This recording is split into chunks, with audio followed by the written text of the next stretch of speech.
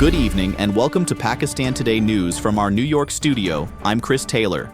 We begin with developments from Washington, where U.S. President Donald Trump is set to hold high-level talks on Iran with his top national security and foreign policy advisors. According to U.S. media reports, the meeting will focus on determining Washington's next steps in the ongoing conflict. AFP, citing Axios correspondent Barak Ravid, says discussions will center on strategy moving forward.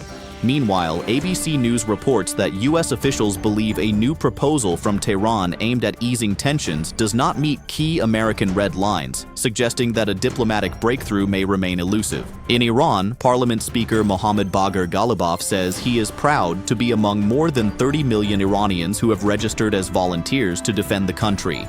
In a post on social media platform X, he shared an image claiming over 30.8 million people have joined what is being called the Sacrificing Life campaign. Ghalibaf stated that the willingness of the Iranian people to make sacrifices has left their adversaries disappointed and bewildered, reflecting strong domestic mobilization amid rising regional tensions. Turning to the United Kingdom, Prime Minister Keir Starmer is set to chair a high-level meeting to assess the economic impact of the U.S.-Israel war on Iran. The meeting, scheduled for Tuesday, will include officials from the Bank of England as well as members of the government's Emergency Response Committee, COBRA. Speaking to trade union members, Starmer warned that the economic consequences of the conflict could be prolonged, particularly as fuel prices continue to rise. He also emphasized that his government remains committed to supporting working people through the crisis. For more on this, we go to our London correspondent, James Wood. Thank you, Chris.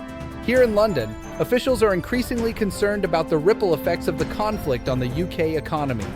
Rising global oil prices are already placing pressure on households and businesses, with inflation risks once again in focus. The upcoming COBRA meeting is expected to explore contingency measures to stabilize markets and ensure energy security. Analysts say the government may also consider targeted financial support if conditions worsen. Back to you. Thank you, James, for that update. In regional diplomacy, Saudi Arabia's Foreign Minister Prince Faisal bin Farhan Al Saud has held a series of phone calls with key counterparts across the Middle East. According to the Saudi Foreign Ministry, discussions included Pakistan's Deputy Prime Minister and Foreign Minister Ishaq Dar, as well as officials from Bahrain, Qatar, the United Arab Emirates, Jordan, and Turkey. The talks focused on coordinated efforts to promote regional security and stability, highlighting ongoing diplomatic engagement amid escalating tensions. Meanwhile, Lebanese President Joseph Aoun has stated that a ceasefire is a necessary first step for any future negotiations with Israel. In an official statement, his office confirmed that Lebanon has conveyed to the United States that a halt in hostilities is essential before talks can proceed.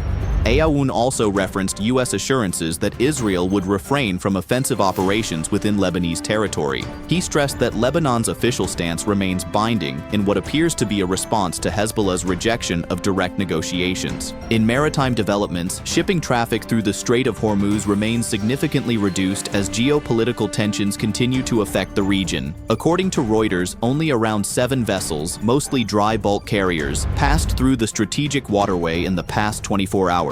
Data from KPLR and Sinmax shows limited movement, including ships from Iraqi ports and one from Iran. This marks a sharp decline from pre-conflict levels, when approximately 140 ships transited the strait daily before the war began on February 28th, underscoring the impact on global energy supply routes. Finally, back here in Pakistan, the State Bank of Pakistan has announced a new monetary policy, raising the policy rate by 1%. Governor Jamil Ahmad chaired the Monetary Policy Committee meeting, which increased the interest rate from 10.5% to 11.5%. This marks the committee's third policy decision of 2026, with a focus on inflation trends and rising global oil prices. Economists suggest the rate hike is largely driven by increasing petroleum costs linked to Middle East tensions, as well as broader uncertainty in global markets. That's all for now.